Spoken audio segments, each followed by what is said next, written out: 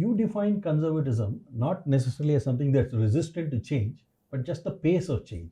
Correct. That with the idea that the baby should not be thrown out with the bathwater. The pace and the nature of the And change. also, it should not be something that's violent and entirely disruptive. Absolutely. Both are absolutely correct.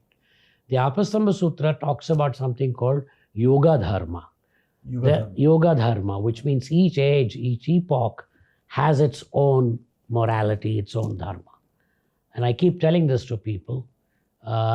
If you were visiting Periclean Athens, where slavery was practiced, your advice to a slave owner would be, treat your slaves kindly. But today, your advice would be, don't have slavery. Okay. Things have changed. We no longer approve of slavery as an institution.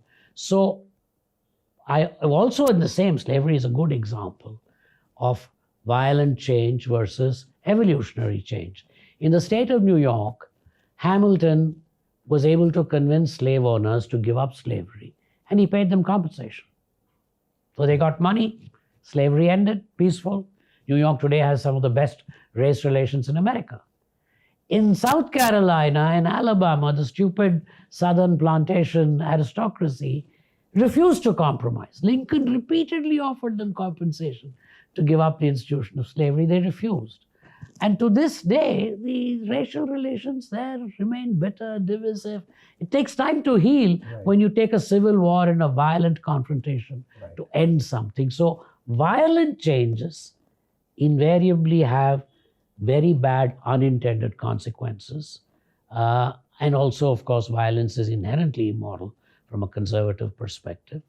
Evolutionary, slow constitutional change, making sure that even as you change, you don't drop the good things of the past. There's no harm in having new architecture, but that doesn't mean you drop some great old buildings.